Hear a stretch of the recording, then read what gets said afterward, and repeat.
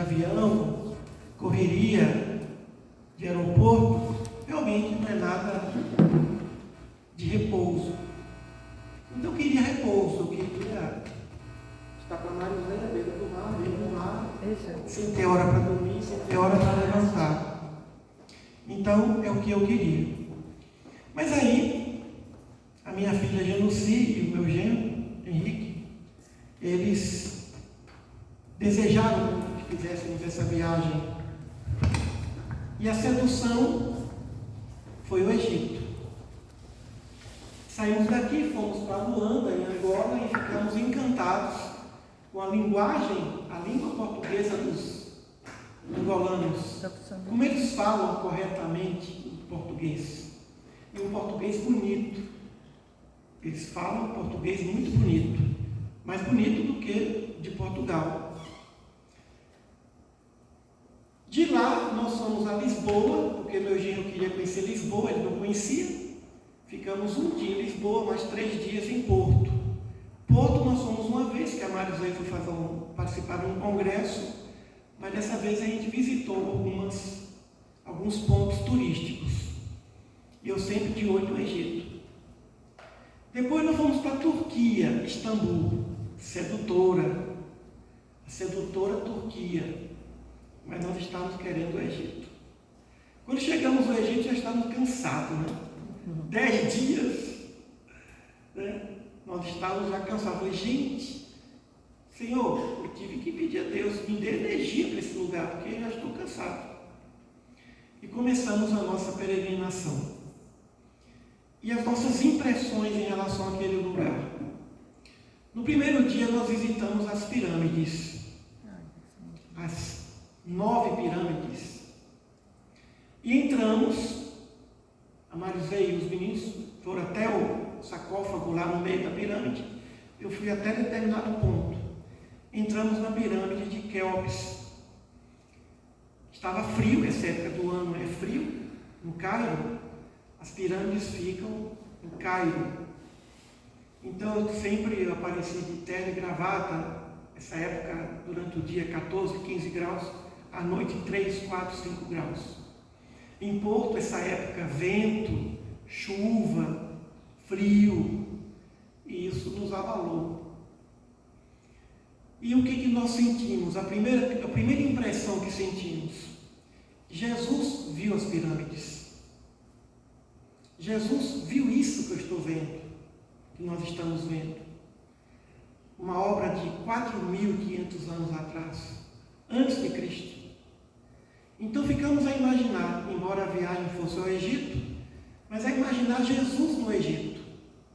Porque a família, José, Maria e Jesus, saíram fugidos da ilha de Herodes, porque Herodes tinha medo da profecia. Afinal de contas, a profecia dizia que o rei de Israel viria para libertar o povo da escravidão, do jugo romano. E, em decorrência disso, Herodes, o grande, chamado Grande, mandou assassinar todas as crianças de Belém abaixo de 2 anos. E em sonho, José foi avisado que levasse a criança ao Egito, cumprindo uma profecia. Do Egito eu chamei meu filho. O que tem no Egito?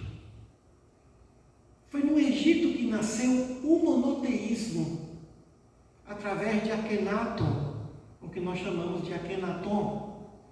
Ele foi o precursor do monoteísmo.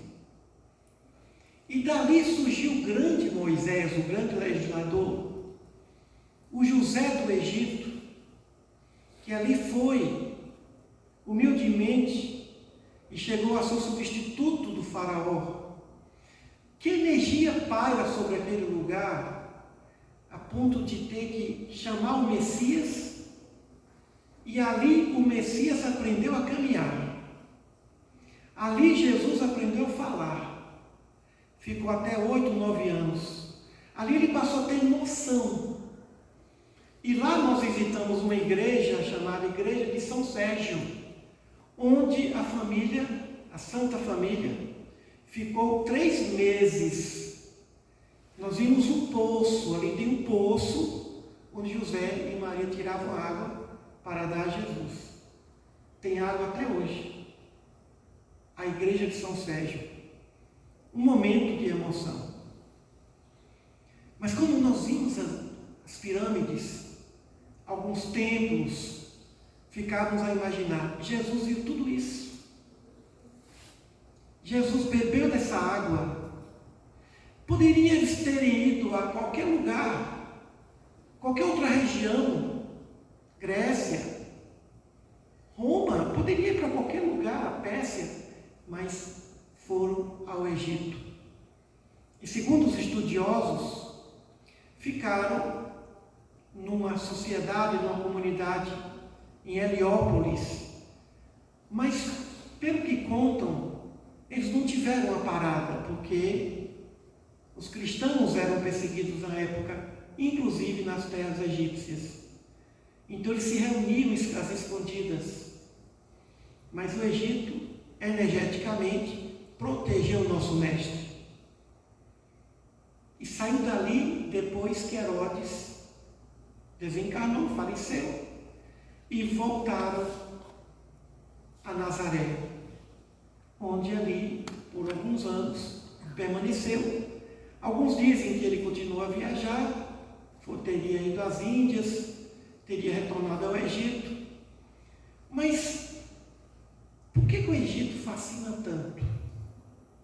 Por que aqueles túmulos, as tumbas, nós visitamos museus e tumbas. O que é uma pirâmide, senão uma grande tumba? Mas não é só isso. Fomos numa cidade chamada Édipo, no Templo de Horus. E vejam bem, o Templo de Horus levou 180 anos para ser construído. A paciência.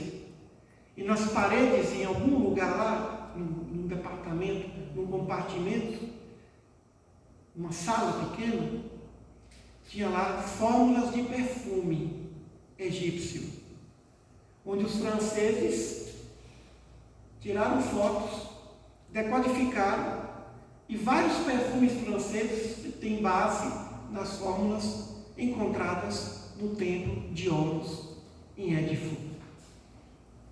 Uma cidade relativamente pequena, uma cidade pobre, um ambiente difícil, mas o Templo de Horus ali, fonte de renda daquele lugar.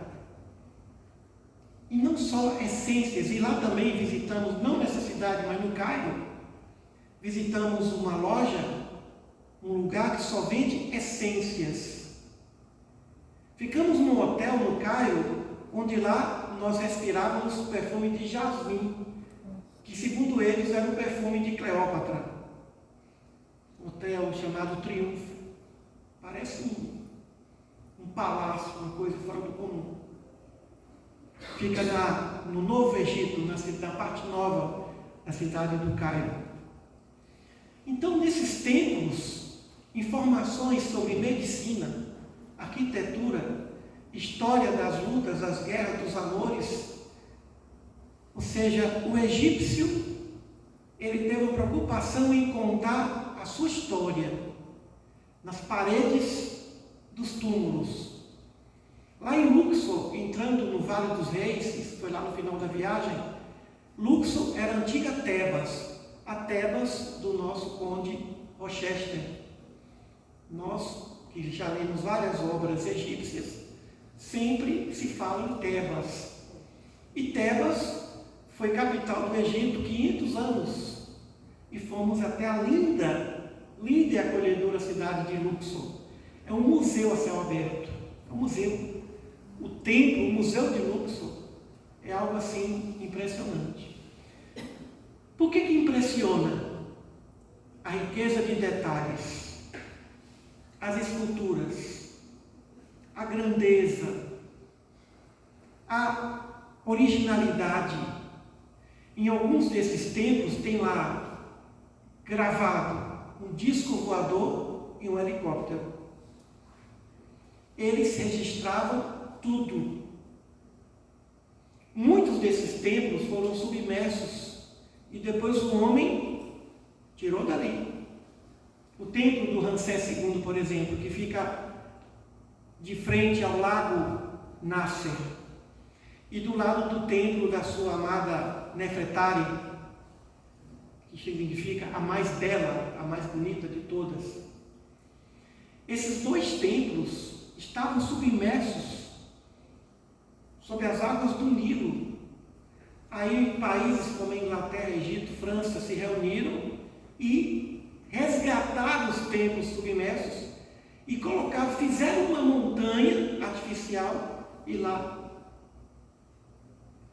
transportaram tudo que estava submerso ali, para que todos vissem a beleza do que Ramsés II, considerado um dos maiores faraós, havia construído. Evidente que os egípcios não vêm com uma tradição moral. Quando nós perguntamos ao nosso guia, que fala muito bem a língua portuguesa, eu perguntei a ele: o que mais você gosta do Egito? Ele, que é egípcio, nasceu na cidade que Akenaton fundou. Akhetaton. Ele diz: o que eu mais gosto do Egito é a filosofia de Akenaton. Esse nosso guia é muçulmano e islâmico. Lá não tem bebida, os muçulmanos não bebem, oram 5 vezes por dia, desde 5:30 da manhã e vai de 5 horas, 5 orações por dia. Ali as pessoas estão mais sintonizadas com Deus do que nós aqui, os ocidentais. E ele disse a história de Akenaton, ou de Akenaton, nós chamamos de Akenaton. Então, não foi templo, não foi vale, não foi tumba, não foi pirâmide, mas sim a ideia do monoteísmo, da adoração ao Deus Sol, não esse Sol, mas o Sol da criação do universo, que é o nosso Pai Celeste. Então, um rapaz esclarecido, inteligente, aprendeu a falar a língua portuguesa, que é a mais difícil do mundo, pela internet, falava sem sotaque. A gente até brincava: sabe, se você não é um brasileiro, você é fugido, e diz que é egípcio, porque falava sem sotaque, se brincava, porque falava melhor a língua portuguesa do que eu.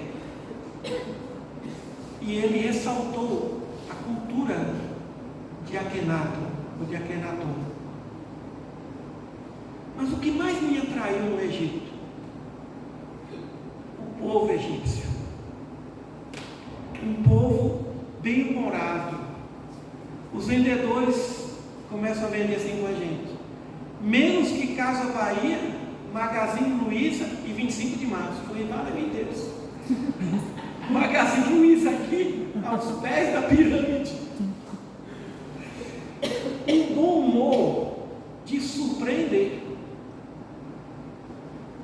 Como eles sabem acolher os turistas. Mas não é só turista, entre eles. Então, o que mais me atraiu, o que mais me chamou a atenção é que eu nunca vi um povo tão bem-humorado.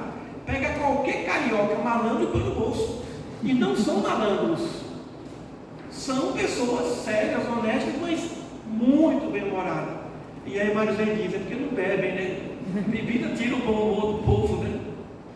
Mas eu fiquei encantado com o bom humor dos egípcios. Claro que os turcos também têm, mas os egípcios ganham de qualquer brasileiro otimista. Impressionante. E aí, aqueles seus ancestrais talvez tivessem a ideia de que tudo que eles construíram serviriam de fonte de renda para a sua descendência.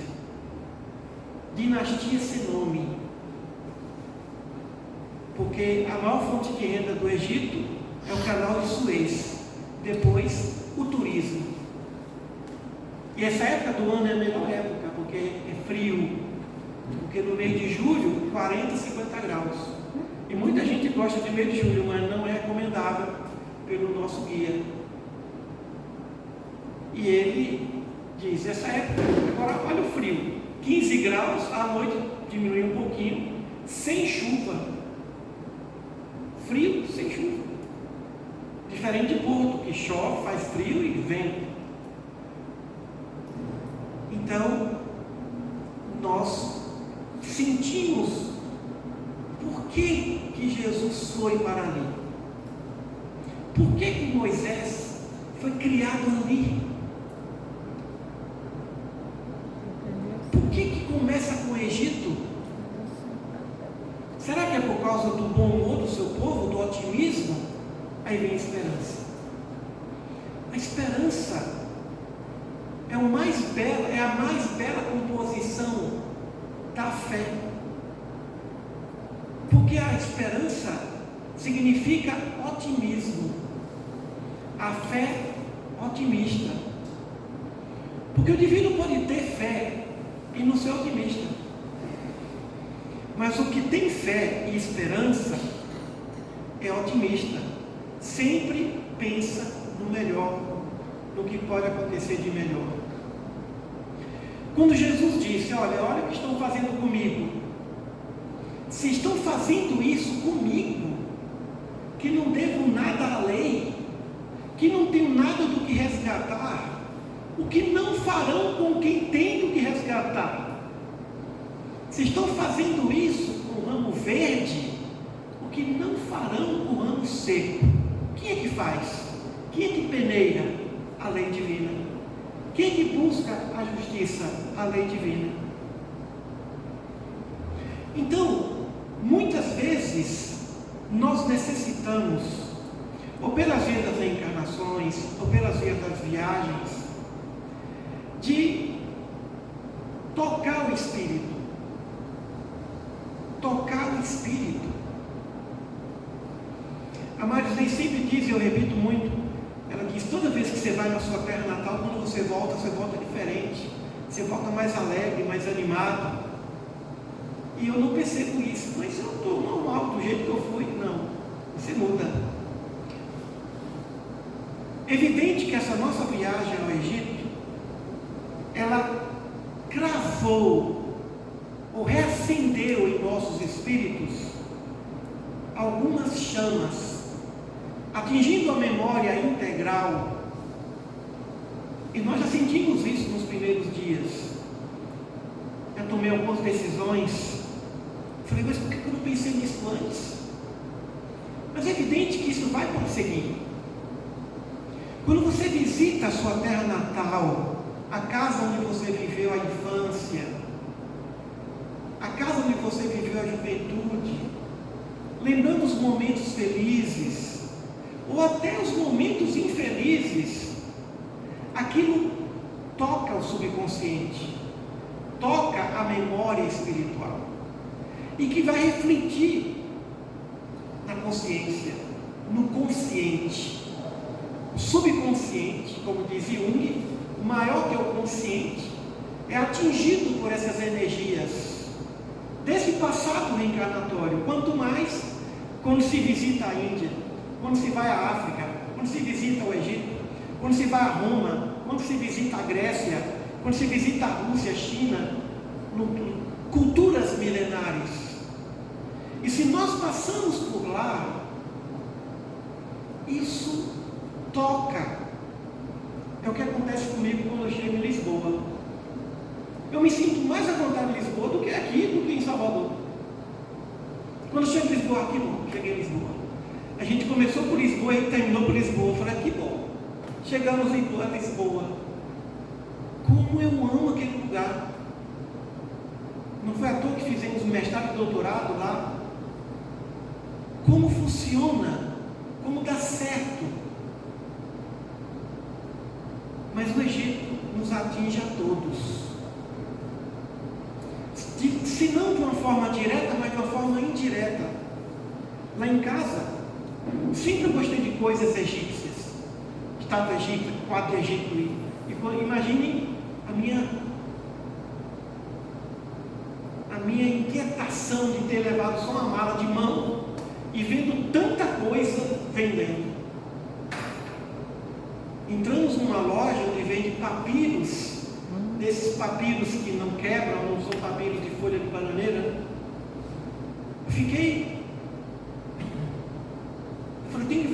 Eu falei com a Marisa, tem que voltar aqui só para comprar.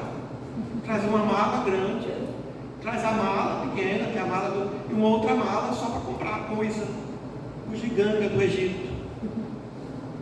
Aí depois o Ibrahim falou, sabe de onde vem tudo isso? Eu falei, não, tirando os papiros, vem tudo da China. Lembranças do Egito, tudo fabricado na China. A China domina o mundo, o comércio do mundo. Mas quando você visita uma terra dessa, você pensa em Jesus. Por que Jesus teve que aprender a andar sobre as areias do Egito? Aprender a orar, caminhar, caminhou, saiu bebê, com poucos meses de Belém, e foi aprender a andar no Egito. Que portal energético é aquele? Que portal energético? Eu ainda estou no horário de Cairo. São que horas? 8 horas, já são 1 hora da manhã. Às vezes eu estou acordando 2 horas, falei que bom, acordei 7 horas no Cairo, mas são 2 horas em Goiânia, eu tenho que voltar a dormir. Como é que dorme? Fuso horário. Então, quando nós viajamos para a nossa terra natal, a cidade do interior, ou algum ambiente que nós nos identificamos, fica registrado um conjunto de informações em nossos espíritos. E não só locais, pessoas. Pessoas tocam as nossas almas. Pessoas, pensamentos, pensadores. Então, se alguém me perguntar hoje o que eu devo fazer primeiro, visitar a Terra Santa ou o Egito? O Egito. Porque tudo começou lá. É o berço da civilização. E o berço de todo o mistério não se tem certeza. O nosso guia dizia assim: dizem que a pirâmide de Kelpis faz parte de uma das 7 maravilhas do mundo. E ele disse: não uma das 7, é a única maravilha do mundo. E ele foi explicando por que é a única maravilha do mundo. E ele questionando, que mandou um projeto para a Embaixada do Egito aqui em Brasília, para que na Embaixada existissem alguns escritórios, porque em Dubai tem 3 escritórios para fomentar turismo, para sair do Brasil para Dubai. E ele disse para a gente: o que tem em Dubai? Nada. O que tem no Egito? Tudo. Olha que egípcio mais, né? Mas eu não disse a ele, mas eu pensei: Dubai está construindo suas pirâmides agora, né? Seus prédios suntuosos, as pirâmides do tempo moderno estão em Dubai. Então, a nossa cultura monoteísta e o nosso berço cristão tiveram amparo no seio da mãe África. E em Angola, meu tataravô, o pai do meu bisavô, foi africano. Meu bisavô Emídio foi de descendência direta da África. E segundo os estudiosos, lá em Luanda, o rapaz me explicou, a maior parte dos escravos saíram de Angola. Eu falei: então meu bisavô, meu tataravô saiu daqui também, de Angola. Então a África, a mãe África, tem como seu palco resplandecente o Egito. Aquele povo que tinha uma inteligência arquitetônica singular, uma medicina que até hoje não se explica. Os inventores da mumificação,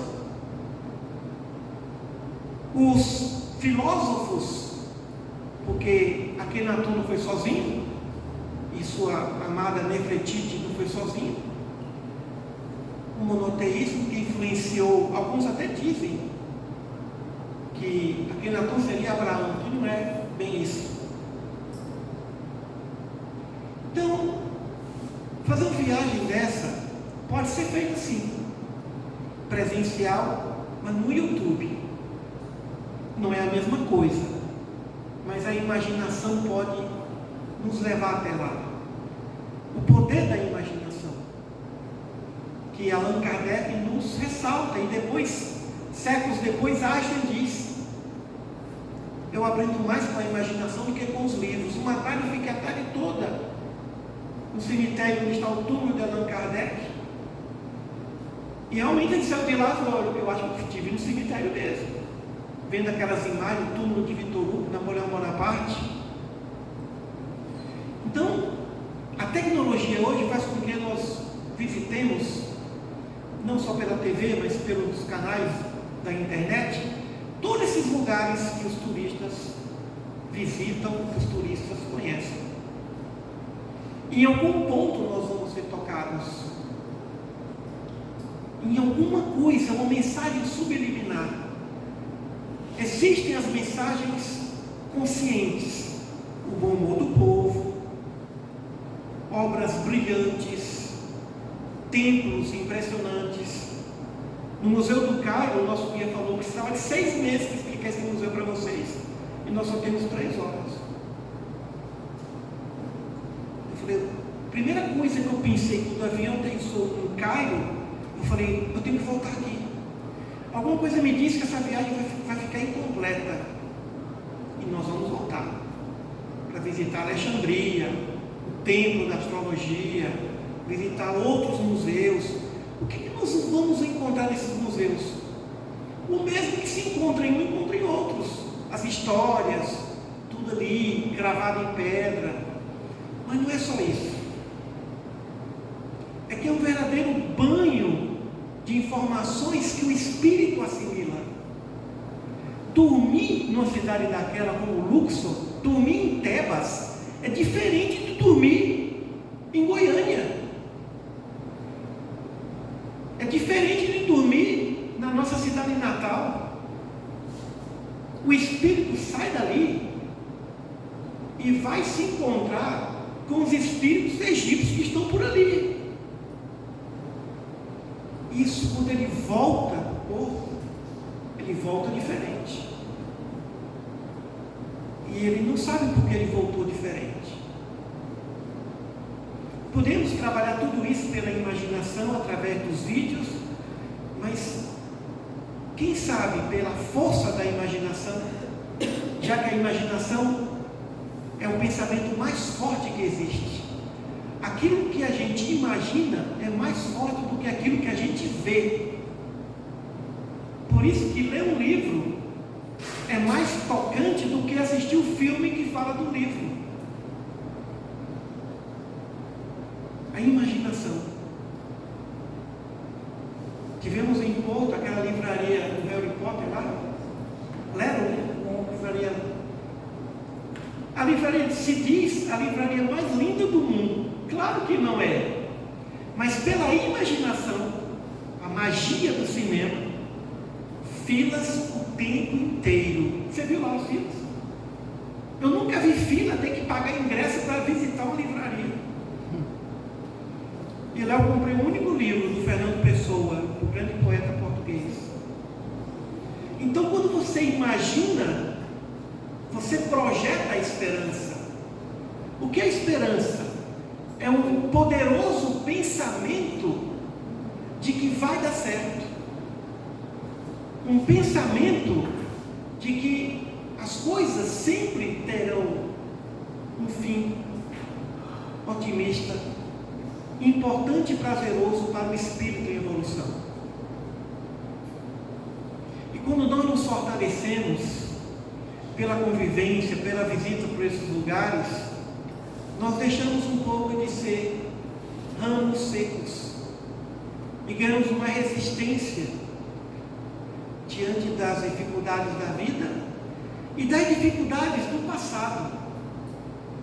Nós reencarnamos.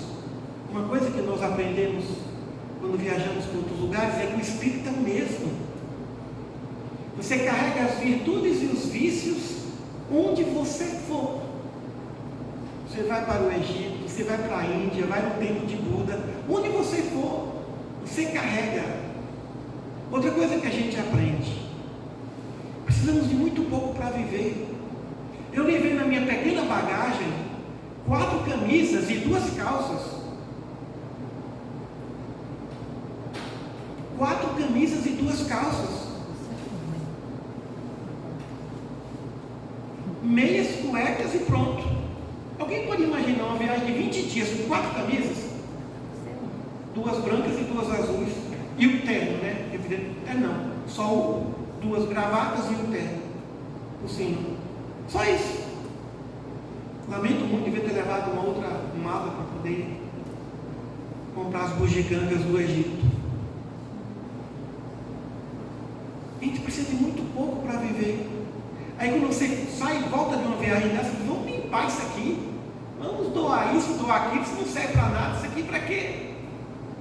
E aí, nós estamos numa viagem, e por que acumular tantas coisas? Eu me lembro que a primeira viagem que eu fiz aos 20 anos, eu levei 2 malas, eu ia ficar 40 dias, 4 dias em cada capital, participando de atividades espíritas, viagem doutrinária.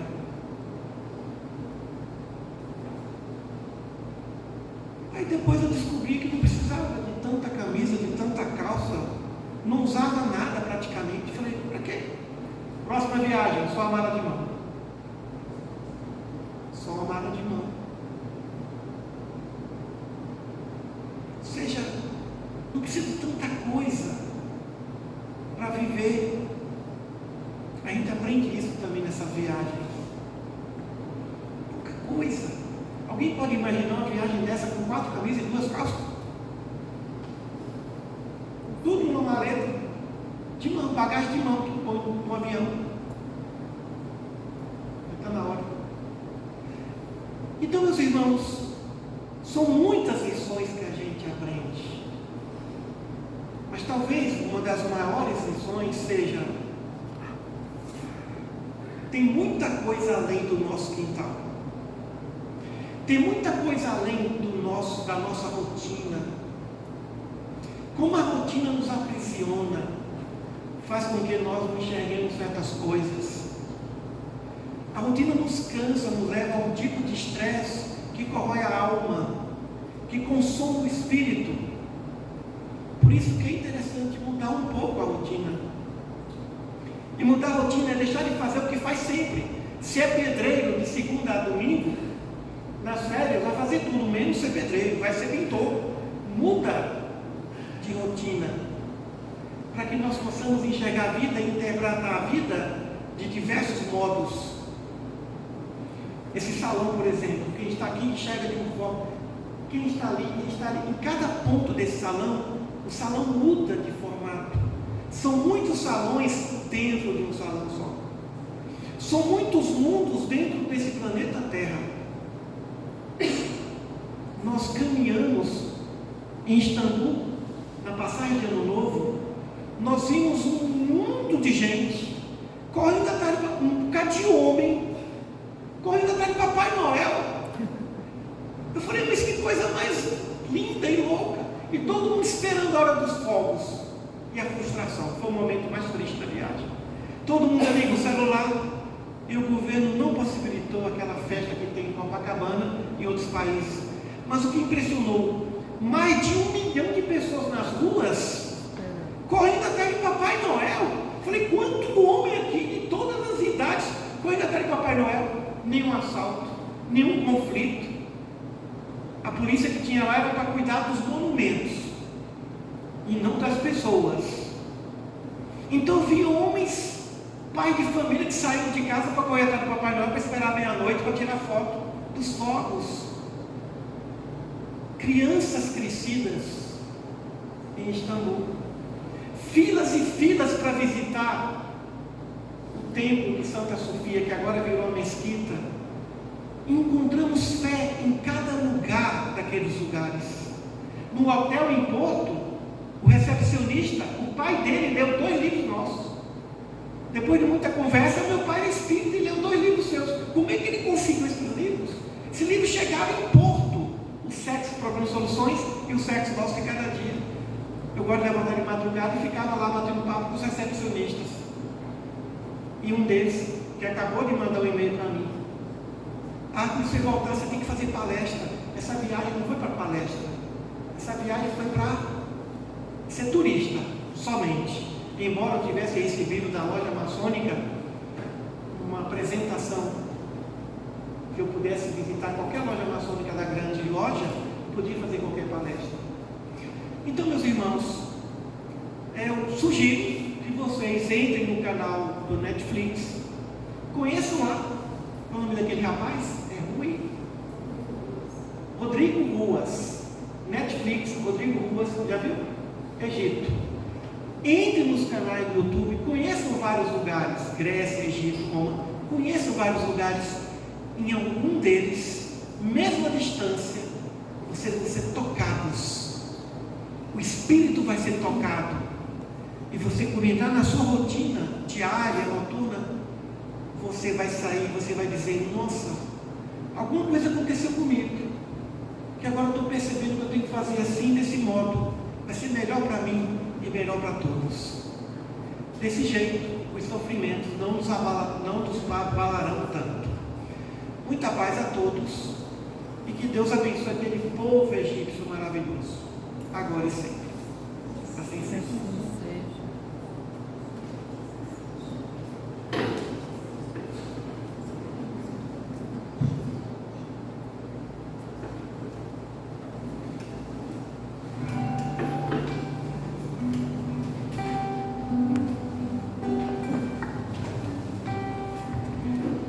Agradecemos ao nosso orador